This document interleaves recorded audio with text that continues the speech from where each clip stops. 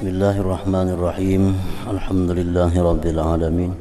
Wa bihi nasta'in ala umuri dunya waddin. Wassalatu wassalamu ala sayyidina Muhammadin wa ala alihi wa sahbihi ajma'in. Qala al-imam Abu Hamid al-Ghazali rahimahullah wa nafa'ana bi ulumihi fid darain.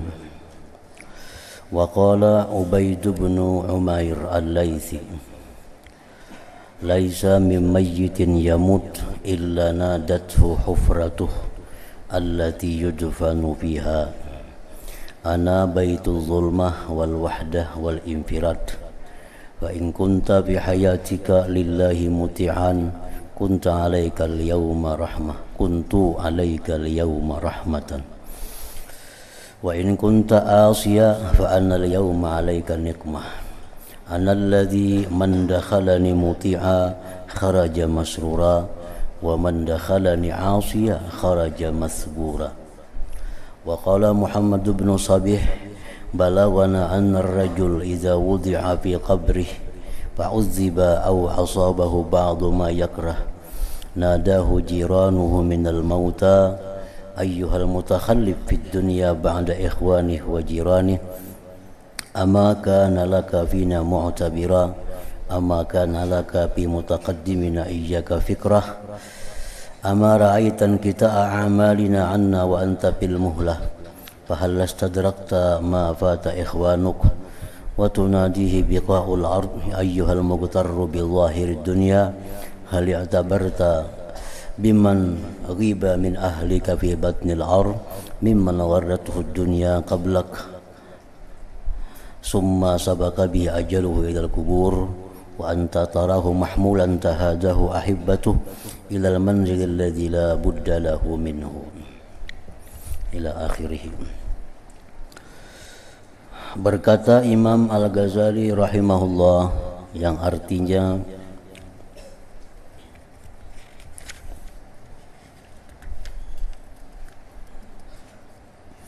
Ubaid bin Umair al-Laythi berkata, tidaklah orang yang meninggal dunia, yang mati, melainkan dipanggil oleh lubang kuburnya yang ia ditanam di dalamnya. Begitu masuk ini jenazah ke dalam kubur dan ditutupi dengan tanah, maka kubur itu bisa berbicara dengan jenazah itu. Kubur berbicara dengan mayit itu. Apa kata-kata kubur kepada orang yang baru masuk itu? Aku adalah rumah kegelapan, kesendirian, dan menyendiri. Kalau kamu dalam hidupmu itu taat kepada Allah, maka aku pada hari ini adalah rahmat atasmu. Kalau engkau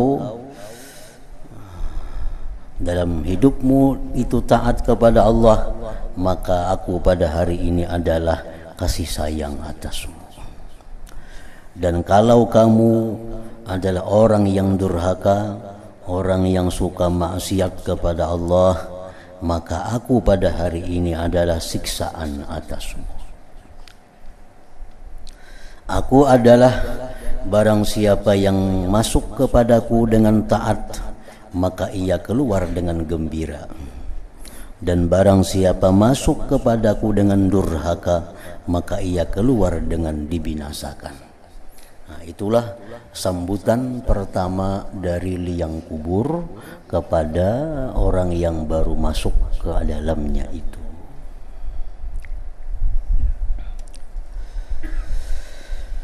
Muhammad bin Sabih berkata, telah sampai kepada kami kabar, artinya bahwa seseorang apabila diletakkan dalam kuburnya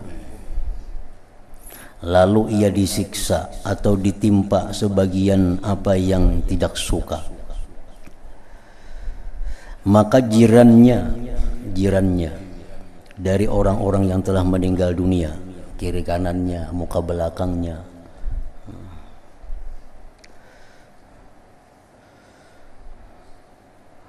memanggilnya. Wahai orang yang terbelakang di dunia sesudah saudara-saudaranya dan jiran-jirannya. Wahai orang yang terbelakang di dunia, artinya orang yang tadudi mati daripada kami ini. Wahai orang yang terbelakang di dunia sesudah saudara-saudaranya dan jiran-jirannya. Artinya ujar keliling kubur nih, begitu dalam kubur nang hanyar ini dapat siksaan. Ujar sekeliling di kubur itu tetangga-tetangganya, ikam ini kan hanya raja mati terdahulu kami. Kami sudah berapa tahun berdahulu daripada kamu. Apakah tidak bagimu pada kami pelajaran? Apakah engkau tidak mengiktibar? Apakah engkau tidak mengambil pelajaran pada kami-kami yang berdahulu ini? Apakah tidak ada bagimu pada mendahuluinya kami atas kamu pikiran? Ikam kada berpikirkah kami ini berdahulu di sini? Engkau umpat ikut mengantar kami ke sini. Engkau ikut menurunkan mayat kami ke sini. Nah, apakah itu engkau kada memikirkan? Sampai ikam sekarang ini disiksa di kubur, mengalami hal-hal yang tidak menyenangkan. Padahal kami sudah merupakan contoh teladan bagi kalian. Apakah kamu tidak melihat akan terputusnya amal perbuatan kami dari kami? Kamu tahu kami kada kau lagi sembahyang di sini, kami kada kau lagi puasa, kami kada kau lagi tobat, sudah putus masanya. Nah, padahal ikam waktu kami matian itu ikam masih hidup, ikam masih bisa tobat, masih bisa mengembalikan kezaliman kepada orang yang dizalim, masih bisa sembahyang. Kami ini sudah kada kawa lagi. Dan kamu dalam keadaan pelan-pelan, sedangkan engkau dalam dunia dalam keadaan pelan-pelan. Artinya kain aja dulu memperbaiki diri, kain aja dulu minta halal, minta ridha kepada orang yang dizalim, kain aja dulu memperbaiki diri, sembahyang, kain aja dulu banyak berzikir. Nah, akhirnya engkau sekarang seperti kami. Maka mengapa kamu tidak memperdapati apa yang hilang dari saudara-saudaramu? Jadi orang nang di sekeliling kubur ini menyalahkan, kenapa ikam sempat disiksa dalam kubur, kenapa ikam sempat dipukuli orang di kubur ini, maka ikam tadudi pada kami mati. Mestinya ikam mengambil pelajaran lawan kami-kami ini nang di kubur ini. Dan ia dipanggil oleh tanah bumi. Wahai orang yang tertipu dengan zahirnya dunia, dengan zahirnya kehidupan dunia, tertipu. Dikiranya sihat itu lawas lagi hanya mati, berkontrol semuaan normal, darah normal, gula normal, asam urat normal, kolesterol normal. Dikiranya masih lawas mati karena semuaan kada ada gangguan, darahnya normal, semuaan bagus. Nah, itu merupakan tipu daya. Jangan dianggap bahwa semuaan normal itu panjang umur, karena semuaan yang normal itu kada mencegah daripada kecelakaan. Siapa tahu kecelakaan mati, padahal baik semuaan diperiksa. Atau gugur di manakah mati, padahal normal semuaan. Nang darah tinggi 10 tahun dah ada sing matian lagi, padahal berapa kali stroke. Nah, jadi jangan tertipu dengan zahirnya ini. Mengapa kamu tidak mengambil pelajaran dengan orang yang telah disembunyikan dari keluargamu dalam perut bumi, dari orang yang ditipu oleh dunia sebelum kamu? Jadi umur yang muda, umur yang anum, jangan merasa bahwa kematian itu lawas. Bahkan yang banyak tuh mati justru orang nang anum, ketimbang nang tua.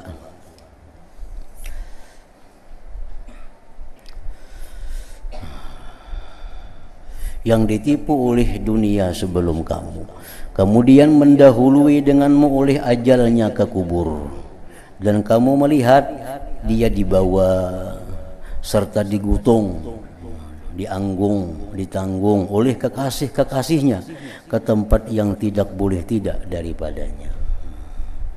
Nah, mestinya engkau menjadikan itu pelajaran, menjadikan itu pedoman. Jangan sampai tertipu dengan keadaan duniawi ini. Yazid Ar-Raqasi berkata, telah sampai kepadaku kabar bahwa orang yang meninggal dunia apabila diletakkan dalam kuburnya, maka amal-amal perbuatannya mengepungnya. Kemudian mentakdirkan amal-amal itu berbicara, lalu berkata, wahai hamba yang menyendiri dalam lubang kuburnya, terputuslah dari para kekasih dan para keluarga. Siapa yang mau masuk mengawani ke dalam kubur? Kayak apa aja orang tuh kasih sayangnya lawan kita, kada akan mau masuk mengawani ke alam kubur. Paling-paling mbak urak tikar di pinggir kubur berabah di situ. Orang kesayangan lawan anak, sayang lawan anak luar biasa sayangnya, mati nang anak tadi, mati dibuat dalam kubur. Kada hakun sih buat dalam kubur. Begitu dikubur mau urak tikar di atas kubur, ulang galik berabah di situ kena malam bulik. Enggak situ aja kawa, enggak situ aja mau. Pada saling sayangan sidin lawan anak sidin itu. Kini bisukan tulak ke kubur urak tikar berabah di kubur anak. Nah, jangan masuk ke dalam sama sekali kan,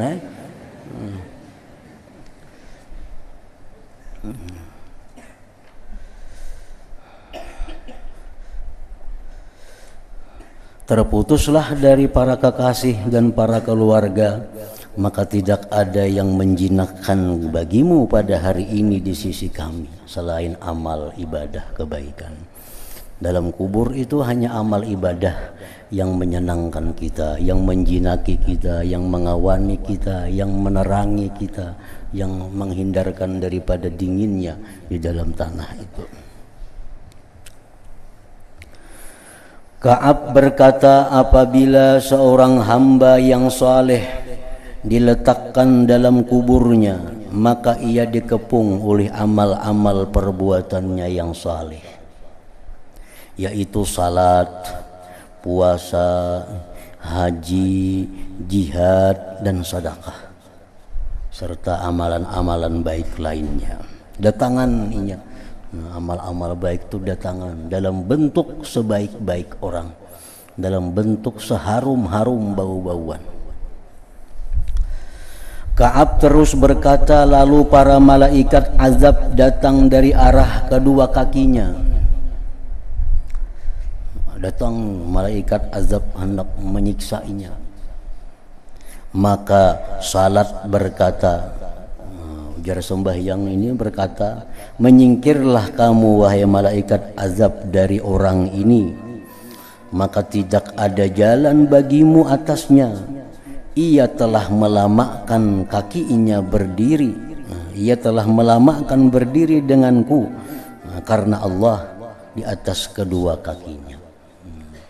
Malaikat sembahyang ini yang membela daripada malaikat azab yang hendak memukulnya itu. Jangan dipukul dia sembahyang ini, batis ini rancak, seringkali berdiri sembahyang menghadap Allah Subhanahu wa ta'ala.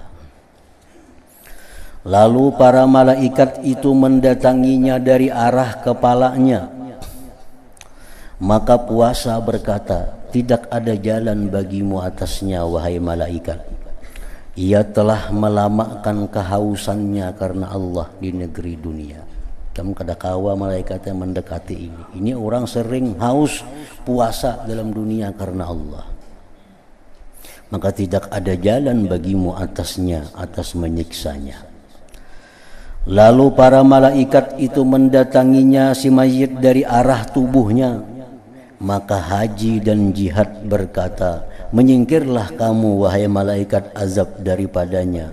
ia telah memayahkan dirinya, meletihkan badannya, menunaikan ibadah haji dan berjihad karena Allah, maka tidak ada jalan bagimu atasnya untuk menyiksanya, artinya untuk mengganggu atau menyakitinya.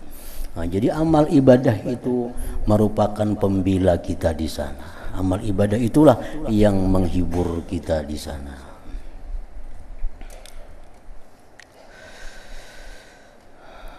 Ka'ab terus berkata, lalu para malaikat itu mendatangi dari arah kedua tangannya. Maka sedekah yang muncul, sedekah yang berkata, tahanlah dari temanmu, jangan ganggu ini orang. Maka banyak sedekah yang keluar dari kedua tangan itu, sehingga jatuh di tangan Allah Ta'ala karena mengharapkan keridhaannya. Maka tidak ada jalan bagimu atasnya, atas mengganggu, menyakiti mayit ini. Ka'ab terus berkata, maka dikatakan kepadanya, bergembiralah kamu, wahai mayit, bergembiralah kamu, baik dalam keadaan hidup dan dalam keadaan mati. Engkau orang yang baik waktu masih hidup, dan engkau pun baik sesudah dalam keadaan mati ini. Ka'ab terus berkata, dan para malaikat rahmat mendatanginya, lalu membentangkan tempat tidur baginya dalam kuburnya sepanjang pandangannya, dan didatangkanlah lampu dari surga, maka ia memperoleh cahaya dari cahayanya sampai ia dibangkitkan oleh Allah Ta'ala dari kuburnya. Nah, maka kubur yang seperti ini yang disebut dengan raudhatun min riyadil jannah. Kubur seperti inilah yang disebut Nabi sebagai raudhah, satu taman, min riyadil jannah, dari taman-taman surga. Nah, karena kuburnya ada hubungan langsung menuju kepada surganya Allah. Abdullah bin Ubaid bin Umair berkata tentang jenazah, telah sampai kepadaku kabar bahwa Rasulullah sallallahu alaihi wasallam telah bersabda, innal mayyita yaq'udu wa huwa yasma'u khatwa musayyi'ih fala yukallimuhu syai'un illa qabruh wa yaqul wayhak ibn adam alaysa qad huzzirtani wa huzzirta dhiki wa nasni wa hauli wa dudi famaza a'adatta li. Artinya, sesungguhnya orang yang meninggal dunia itu duduk. Nah, begitu dia ditutupi dengan tanah, begitu diduduki dengan tanah, inya pun duduk. Kalau kita bertakun maka ya apa duduk, maka kalau kau duduk tabala itu rendah. Nah, orang yang sudah masuk ke dalam kubur itu begitu ditutupi dengan tanah sudah rapi, itu lain disebut alam dunia. Itu bukan alam dunia lagi, itu sudah masuk ke alam barzakh ngarannya.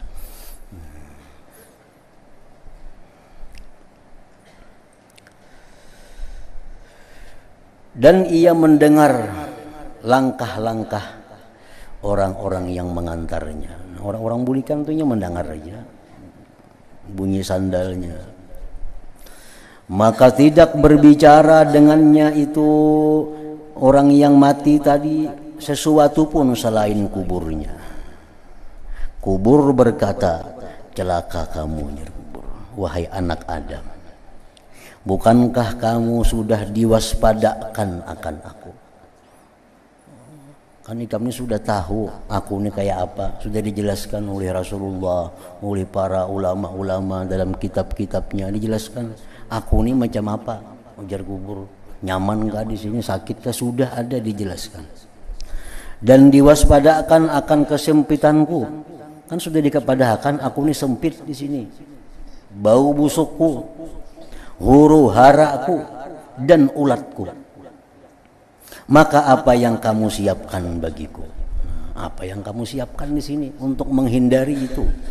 Nah, dengan apa kamu masuk ke sini? Dengan amalan apa yang bisa mencegah sempitnya aku, bau busuknya, huru haranya, ulat-ulat ini? Apa yang kamu siapkan bagiku? Nah, jadi artinya diyakini oleh mazhab Ahlus Sunnah wal Jamaah bahwa azab kubur itu hakun, memang benar adanya. Nah, kecuali ada golongan orang-orang Mu'tazilah yang di luar Ahlus Sunnah yang mereka mengingkari tentang adanya azab kubur itu. Kalau kita Ahlus Sunnah, dengan berdasarkan banyak hadis dari Rasulullah SAW bahwa azab kubur itu ada bagi orang-orang yang tidak ada persiapan masuk ke alam kubur itu. Dan setiap kali amal perbuatan kebaikan, amal-amal yang saleh, sembahyang, puasa, zakat, sedekah, lain-lainnya, itu merupakan suatu binting, itu merupakan perisai, itu merupakan bekal untuk menjaga huru hara di alam kubur itu. Apapun amal kebaikan yang kita lakukan itu akan menjadi penyangga kita dalam kubur daripada huru haranya, daripada azabnya secara umum itu. Namun Rasulullah sallallahu alaihi wasallam dalam banyak hadis-hadis beliau menerangkan bahwa ada amaliyah khusus yang untuk gunanya itu menjaga kita di alam kubur itu. Di samping seluruh amal ibadah itu berguna untuk mengamankan kita di alam kubur. Tapi ada amalan-amalan khusus yang lebih terarah untuk menjaga kita selamat di alam kubur itu. Dan itu disampaikan beberapa macam oleh Rasulullah sallallahu alaihi wasallam. Kayak orang Garingjo misalnya, ada obat yang khusus untuk mengobati tertentu itu. Walaupun ada obat lain yang secara umum menyehatkan tubuh kita, macam minum vitamin, itu secara umum untuk kesehatan tubuh kita. Tapi ada obat-obat tertentu yang mengarah kepada satu macam penyakit. Nah, demikian pula perbuatan taat itu, semuaan perbuatan taat itu berguna untuk menyelamatkan kita di alam kubur. Tetapi ada amaliyah khusus yang fungsinya untuk itu, untuk keselamatan di alam kubur tadi. Nah, di antaranya yang diajarkan Rasulullah sallallahu alaihi wasallam adalah qiraatu suratil muluk kulla lailatin. Membaca surah Tabarak tiap malam tapinya nih. Kadang malam Jumat aja ada tiap malam itu artinya mulai maghrib sampai subuh, itu malam. Udah maghrib kah, udah isya kah, tengah malam kah, kemudian kada sampai malam kena siang kah, gantiannya. Nah, jadi orang yang mengamalkan surah muluk ini tiap malam, itu dia akan ada jaminan dari Rasulullah bahwa dia selamat daripada huru hara kubur, daripada azab kubur, daripada gangguan-gangguan yang ada di alam kubur itu. Bahkan Rasulullah pernah mengucapkan satu perkataan, ujar Nabi, artinya aku ingin bahwa surah muluk itu dihafal oleh setiap orang yang beriman. Nah, jadi kada tergantung buku lagi, di manakah bagana, di manakah rahatan musafir, rahatan apakah, hafal. Kada hafal kan kadang mencari bukunya pulang, bukunya kada hafal, lo kada baca lagi. Nah, jadi ujar Nabi, aku ingin bahwa surah muluk itu ada di dalam hati tiap-tiap orang yang beriman. Artinya dihafalnya sehingga bisa mengamalkan tiap-tiap malam. Nah, di antaranya lagi Rasulullah SAW menyatakan bahwa amaliyah yang menyelamatkan orang dari huru hara kubur itu adalah al-mautu fi sabilillah. Orang yang mati di jalan Allah. Orang yang mati di jalan Allah. Al-mautu fi sabilillah. Orang yang mati di jalan Allah. Fi sabilillah. Itu umum artinya. Termasuk orang yang mati gugur sebagai syuhada, syahid. Nah, itu orang mati di jalan Allah. Orang yang menuntut ilmu, itu orang yang berjalan di jalan Allah. berangkat menuntut ilmu mati, nah, itu mati fisabilillah. Nah, orang ini dapat jaminan juga dia selamat dari huru hara kubur. Orang yang mencari harta yang halal untuk menafkahi keluarganya. Nah, dia mencari harta yang halal untuk menafkahi keluarganya, jangan sampai kelaparan, jangan sampai minta-minta. Nah, dia mencari nafkah untuk itu.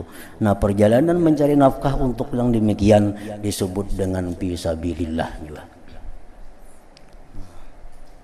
Karena dulu ada di zaman Rasulullah orang yang sibuk mencari harta. Ada sahabat Nabi berkata, kasihannya itu pina sibuk benar mencari harta, jaka mengaji, jaka menuntut ilmu. Nah, ujar Nabi mengatakan bahwa orang yang mencari harta itu kada samuaan kada baik. Orang mencari harta itu kada samuaan jahat kada. Orang tuh kalau mencari harta untuk menafkahi keluarganya, jangan sampai kelaparan, jangan sampai minta-minta. Nah, maka orang itu fisabilillah di jalan Allah. Lain halnya kalau orang mencari harta hanya menambah harta yang ada, memperbanyak harta yang ada, itu fisabilis syaitan, itu di jalan syaitan. Nah, jadi orang mencari harta itu kada selalu kada baik, kada selalu jahat. Kalau mencari harta untuk aku hari ini kada bercari, ini bisa kada kau makan esok di rumah. Nah, lalu dia mencari nafkah. Perjalanannya mencari nafkah itu fisabilillah. Andai kata dia mati, dia dijamin daripada huru hara di alam kubur. Yang ketiga, antara lain yang memang khusus untuk keselamatan azab kubur itu mengekali doa sebelum salam sembahyang. Allahumma inni a'udzubika min azabil qabri wa min azabin nari wa min fitnatil mahya wal mamati wa min fitnatil masihid dajjal.